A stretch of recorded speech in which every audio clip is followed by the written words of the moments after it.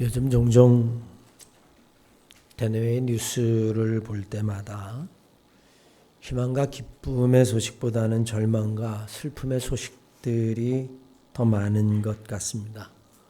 본디 뉴스라고 하는 것이 사람들의 관심을 끄는 것이 중심이 되지만 국내적으로 들려오는 소식들이 우리가 사는 이 세상이 점점 평화와는 멀어지는 것이 아닌가 하는 생각이 듭니다. 세상은 점점 이기적이 되어가고 오직 강한 자들만이 살아남는 약육강식의 세상이 도래하겠구나 하는 생각이 듭니다. 이제 3년이 넘은 우크라이나 전쟁, 미국과 우크라이나 대통령의 회담을 보고 그 결과를 보면서 전쟁의 시작은 분명 러시아가 시작을 했는데 그 결과는 강자의 승리로 끝나는 것인가? 약자는 벼랑 끝으로 내몰리는 것인가? 온갖 수모를 다 당하고 무시를 당해도 상관이 없는 것인가? 그러면서 한 가지 생각을 하죠.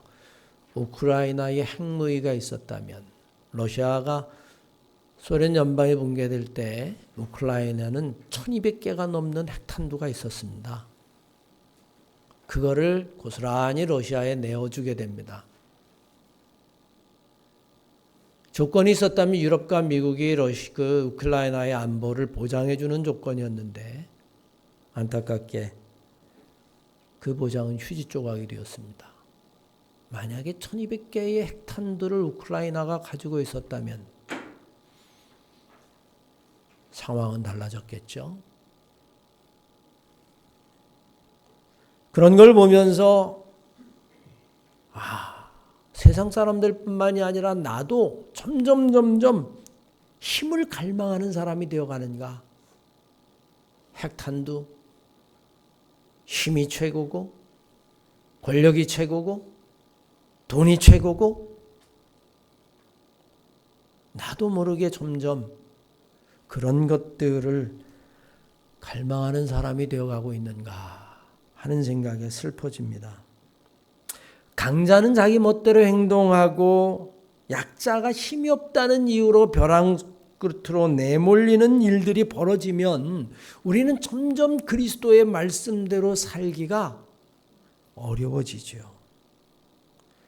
주님은 어느 순간에도 힘과 권력 말씀하지 않으셨습니다. 심지어는 마지막 순간에도 자신을 잡으러 온 사람들과 맞서는 제자들에게 말씀하셨죠. 검을 거두어라. 그리고는 말씀하셨습니다. 예수께서 이르시되 내 칼을 도로 칼집에 꼽으라. 칼을 가지고 일어나는 자는 칼로 다 망하느니라. 우리는 여기서 마음속에 고민과 갈등이 시작합니다. 왜냐하면 주님은 스스로 힘과 권세를 버리시고 가장 낮고 천한 힘없는 자리에 오셨기 때문이죠. 하지만 주님의 가르침을 생각해 보면 세상과 현실과는 너무나 동떨어져 있는 교훈이 아닌가 생각을 해봐요. 100번 생각해봐도 1000번을 생각해봐도 현실은 힘이고 칼이 모든 것을 해결하는 세상인데 그러나 어두울수록 빛이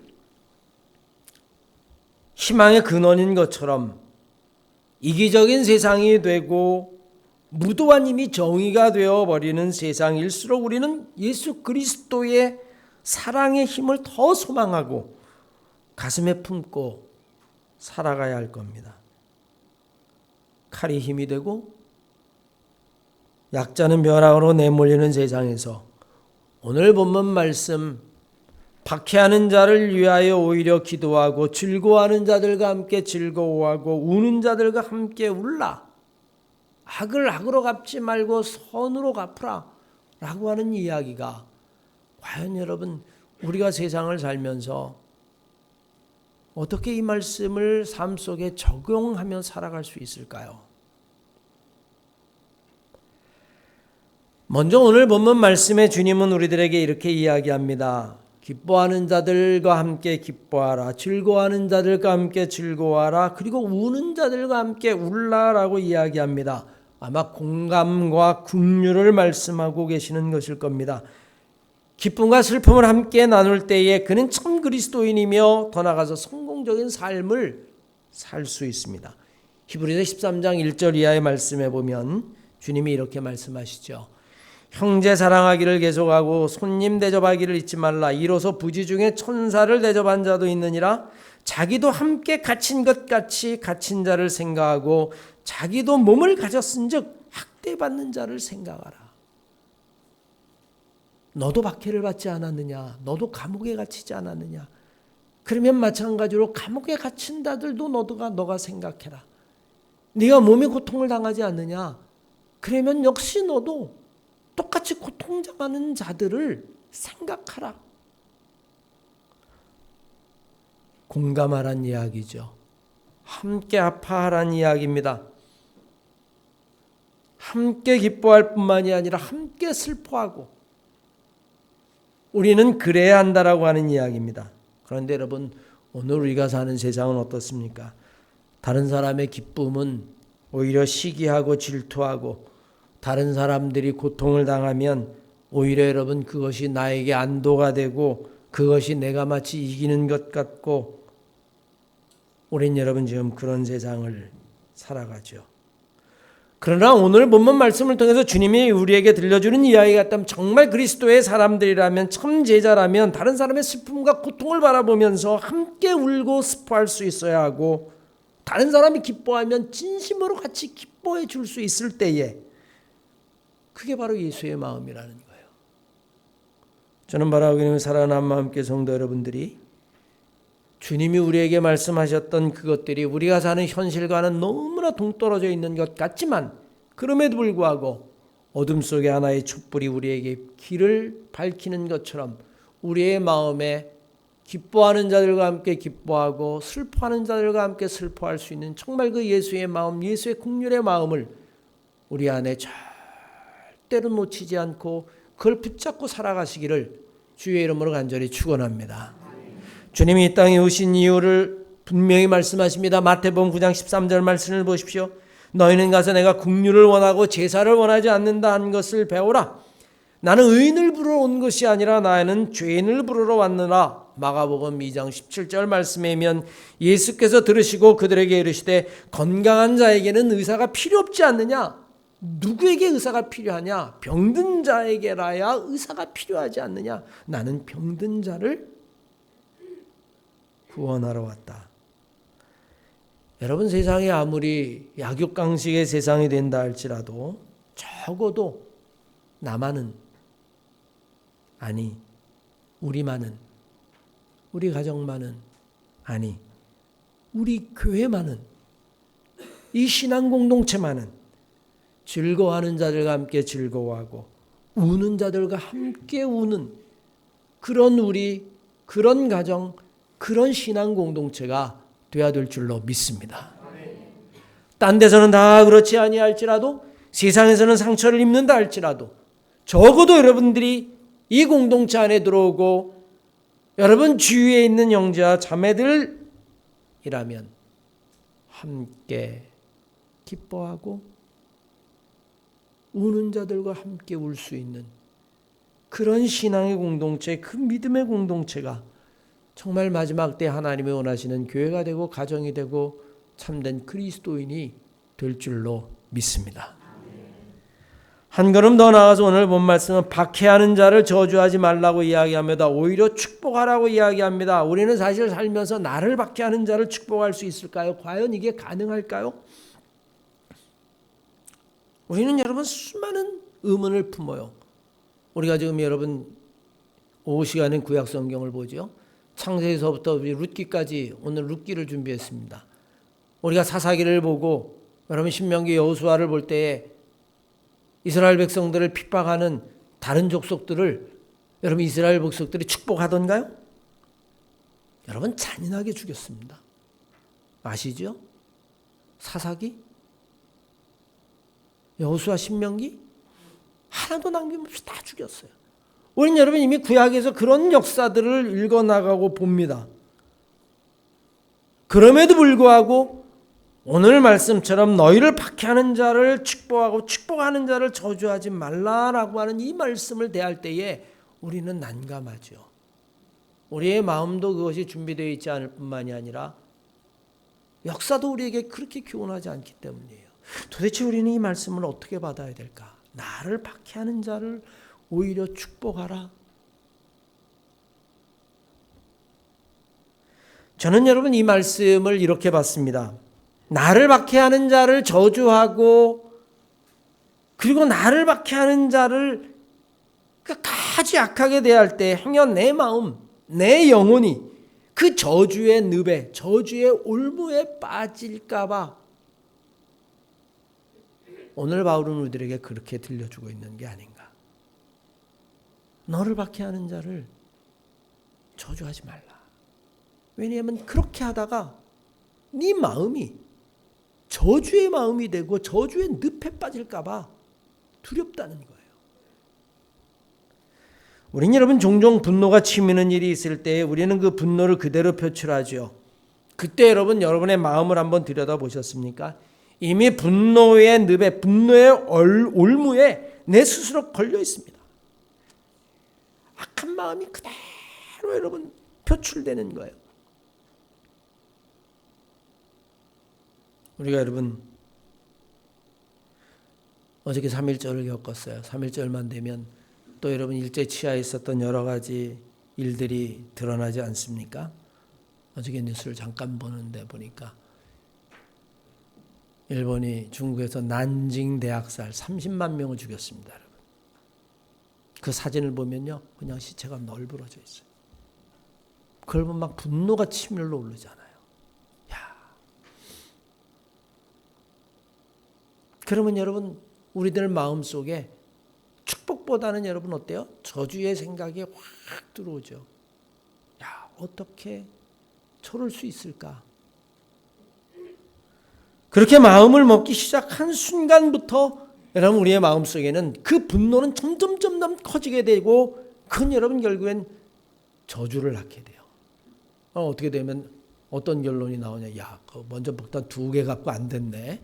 한 50개는 또 터졌어야 되는 거 아닌가? 어때요 여러분? 정말 그랬으면 어떻게 됐을까요? 얼마나 끔찍한 일이 벌어졌을까요? 여러분 저주는 저주를 낳는다는 거예요. 악은 악을 낳는다는 겁니다. 이미 그렇게 될 때에 우리의 마음가짐이 내 영혼이 견딜 수 없는 저주의 늪에 빠진다라고 하는 사실을 우리는 여러분 간과해서는 안 됩니다.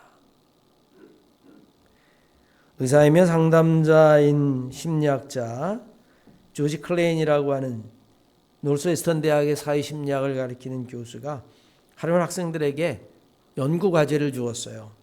핵심은 뭐냐면 이런 겁니다. 여러분 주변에 있는 사람들을 무조건 칭찬해 보십시오. 한 3가지만 칭찬해 보십시오. 모든 사람들을. 그리고 거기에 대한 보고서를 써서 한번 제출해 보시기 바랍니다. 여러분들의 심리 상태, 마음의 상태 그게 어떻게 변하는지를 한번 보기를 원합니다. 그 숙제를 주자 여러분 당연히 학생들 사이에는 저항이 생기기 시작했겠죠. 아니 모든 사람을 칭찬하라니 칭찬하지 못할 사람도 있는데 여러분 어때요? 칭찬하지 못할 사람 있죠? 있습니다. 근데 억지로 칭찬하는 건 위선이야? 위선이죠. 난 그렇게 할 수 없어. 그러자 여러분 교수가 이렇게 이야기합니다. 여러분들에게 위선을 하라는 이야기가 아니라 조금 더 객관적으로 보고 여러분의 심리 상태를 한번 살펴보라는 겁니다. 일단 무조건 칭찬 장점을 한번 찾아보려고 애를 쓰십시오. 그러면서 여러분 이야기를 덧붙여 갑니다. 사실 세상에 있는 모든 사람 가운데 장점이 눈꼽만큼도 없는 사람은 한 사람도 없을 겁니다.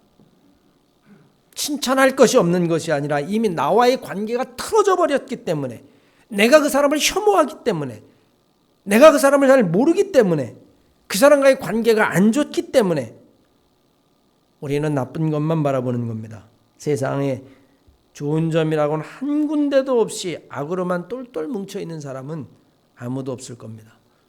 혹시 여러분의 마음속에 이미 미워하니까 그렇게 보이는 것 아닙니까? 크레인 박사에 따라서 여러분 학생들이 칭찬하면서 놀라운 사실을 하나둘 깨닫기 시작합니다. 억지로 찾아본 것 가운데 하나가 뭐냐 하면 내 룸메이터는 늘 이기적인 사람이라고 생각했는데 가만히 보니까 그 친구는 자기 관리를 정말 잘하더라. 여러분 제가 한 30년 전 됐죠 벌써. 1994년이니까요. 제가 한마음교회에 부임을 했어요. 부임하자마자 뭘 하죠? 부임 신방을 합니다. 부임 신방을 딱 했는데 거의 농촌이었어요 그때는. 지금 춘천이 개발됐지만 논밭이 있었고 다 그냥 농사 짓는 사람들이었는데 한 30년이 벌써 넘었겠죠. 예. 근데 신방을 딱 하고 밥을 먹는데 그때는 대신방으로 목사님이 오시면 그 집에 잔치였단 말이에요. 그냥 상다리가 부러지게 뭐 닭 잡고 뭐 하고 막 잔뜩 음식을 차려놨는데 제가 딱 앉아서 밥을 딱 한 공기를 먹고 밥을 딱 덮었어요. 소문이 어떻게 났을까요? 얍살머리 없는 목사 왔다. 정이라고는 눈꼽만큼도 없다. 만들어 놓은 사람 정성을 생각해서라도 저걸 다 먹어야지. 정말 정도 없다. 생긴 것도 정도 없게 생겼어. 저 봐라 서울놈처럼 생겨가지고 여러분 정말이에요. 간지 일주일도 안 된 나이에 대해서 모르는데 그냥 딱 보고 그런 겁니다. 그래도 여러분 지금 좀 나이가 들어서 이렇게 여유가 있지만 여러분 그때가 32살일 때 어떻겠어요? 풍기는 느낌이. 그러니까 여러분 그렇게 소문이 났어요. 그런데 여러분 제가 15년 있다 떠났거든요. 15년 있다 떠날 때 뭐라 그러는지 아십니까? 정말 목사님은 자기관리 하나 잘한다. 왜? 다들 몸만 갈 때 제가 떠날 때 그대로였거든요. 어떤 말이 맞는 걸까요? 정말 얍살머리 없고 정없는 인간일까요? 아니면 자기 관리를 잘한 사람일까요? 우리는 여러분 세상을 살면서 그런 경험을 많이 하게 되죠. 그 크레인 교수가 이야기했을 때 학생들은 그거를 깨달은 겁니다. 기숙사방이 지저분하다가 막 비난했던 친구들 알고 보니 정말 아이디어는 반짝거린다. 말 많다고 비난했던 그 친구 알고 보니까 모든 사람의 사교성은 정말 좋더라. 무엇보다 학생들은 그들의 진심 어린 칭찬들이 자기 주변에 있는 사람들에게 긍정적인 영향을 미친다는 걸 깨달았습니다. 저주의 늪에 빠지고 악마의 늪에 빠지고 미움과 혐오의 늪에 빠진 게 아니라는 거지요. 우리는 성경에 보면 자기를 죽이려 했던 사람을 용서하고 그 원수에게 하나님을 맡긴 사람들을 보게 되어집니다. 바로 누굽니까? 다윗 왕이죠. 다윗 왕은 자기를 죽이려 했던 사울을 죽일 기회가 생겼어요. 동굴 안에 잠들어 있는 사울. 부하들이 와서 이야기합니다. 다윗에게 명령만 하면 단칼에 죽이겠습니다. 다윗이 말리죠. 하지 말아라. 하나님이 기름 부은 종을 내가 어떻게 죽이겠느냐. 하나님 손에 맡길 뿐이다. 그리고 여러분 다윗은 사울을 죽이지 않습니다. 스스로 복수와 저주의 늪에 빠지지 않는 거죠. 그를 죽여버리면 자기도 편할 텐데 그 길을 택하지 않은 겁니다.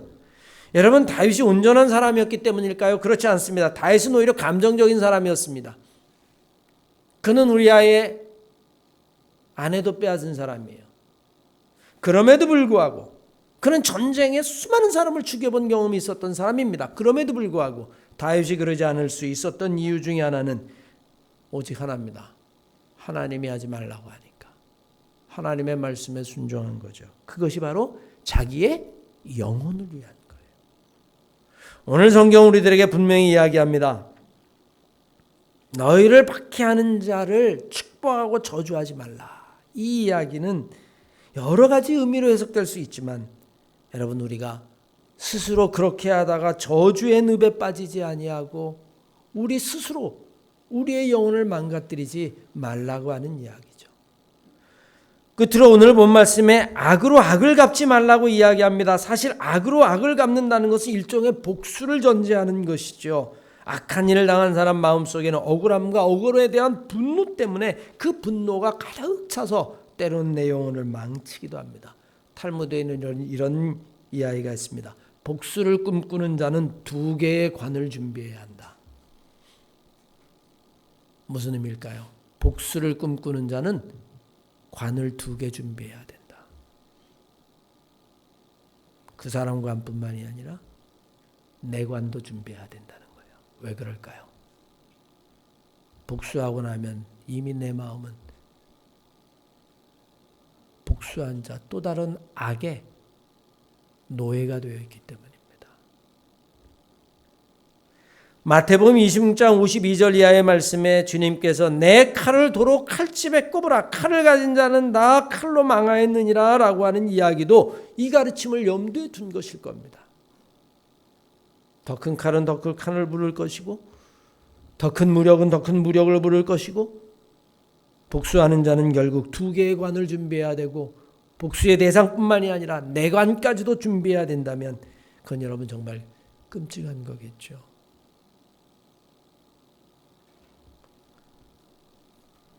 우리가 사는 세상이 악으로 악을 갚는 세상이 되어서는 안 됩니다. 아니 적어도 우리 한마음교회 성도 여러분들의 심령만큼은 이 악한 세상에서 여러분의 마음과 영혼을 지킬 수 있는 하나님의 말씀으로 말미암아 오히려 악을 위하여 기도하고 선을 행할 수 있는 여러분과 제가 되어야 될 줄로 믿습니다. 지글러라고 하는 사회학자가 성공한 사람 100명을 꼽았습니다. 그들의 공통점을 찾아봐서 어떻게 하면 성공했는가 보려고 그랬어요. 그런데 정치, 경제, 예술, 문화, 여러분 연애 모든 사람들을 다 하니까 공통점을 찾기 어려웠어요. 그래서 샘플링을 했습니다. 다 걸러내고 그 가운데 여러분 지글러 교수는 2개를 꼽았습니다. 첫째, 어떤 고난에도 굴복하지 않는다. 근데 여러분 너무 뻔한 얘기 아니에요? 고난에 굴복했으면 실패자가 됐겠죠. 어떤 고난도 굴복하지 않고 이겨나갔다는 거예요. 2번째가 재밌습니다. 2번째, 원수를 맺지 않는다. 다른 말로 이야기하면 한결같이 다른 사람들 속에서도 장점을 발견한 사람이다. 그래야 여러분 발전하니까. 악한 사람을 악하다라고 이야기하는 것만은 성공하지 못한다는 거예요. 나는 저 악을 보면서 악하지 말아야겠다 라고 하는 것까지 배워야 된다는 겁니다. 중국의 고사에 선악이 개오사란 말이 있지 않습니까? 선과 악이 다 스승이다. 정말로 삶을 훌륭하게 사는 사람은 선만 보고 배우는 사람이 아니라는 겁니다. 악을 보고도 배운다는 겁니다. 나는 저렇게 악하지 말아야겠다. 근데 성공한 사람의 특징이 그거라는 거예요. 모든 사람에게서 장점을 찾아내면서 그걸 자기의 거로 만든 사람들이 결국에는 성공하더라는 겁니다. 그래서 여러분 그는 이렇게 이야기했어요. 성공하고 싶은 사람은 반드시 고난의 선을 넘고 남을 칭찬하고 행복하게 해주어라. 어려운 이야기겠죠. 사랑하는 마음께 성도 여러분, 참된 그리스도인의 삶의 모습이 바로 오늘 성경이 우리들에게 이야기하는 내 모습이 아닐까 생각합니다. 어려움을 당해도 우리가 믿음을 잃지 아니하고 그것을 이겨나가는 삶을 살 뿐만이 아니라 오히려 박해자를 위하여 내 마음이 저주의 늪에 빠지지 아니하도록 그들을 저주하지 아니하고 오히려 하나님 앞에 기도할 수 있는 마음, 악을 악으로 갚음으로 2개의 관을 준비하는 그런 결과가 아니라 우리의 마음속에 오히려 더 나은 미래로 나갈 수 있는 그 길을 찾는 것, 그게 바로 오늘 주님이 이야기한 기뻐하는 자들과 함께 기뻐하고 우는 자들과 함께 울라. 예수 그리스도의 마음이죠. 사랑하는 마음께 성도 여러분, 생각해 보십시오. 저주를 저주로 갚고요, 악을 악으로 갚는다면 이 세상은 어떻게 될까요? 아니, 세상까지 갈 것도 없어요. 여러분의 미래는 어떻게 될까요? 나를 핍박해? 확 죽어버려라. 나에게 악을 항해? 너 한번 똑같이 받아봐라. 그러면 여러분, 나는 어떻게 될까요? 주님은 여러분 그걸 원하지 않으셨던 겁니다. 우는 자들과 함께 울고 기뻐하는 자를 기뻐하고 핍박하는 자들을 위해 오히려 축복하고 악을 손으로 갚으려고 했을 때 그게 내 힘으로는 안 되지만 하나님 내게 그런 힘을 주십시오. 그렇게 기도할 때에 우리의 미래, 우리의 삶은 하나님이 원하는 삶으로 인도되어질 줄로 믿습니다. 기도하십시다.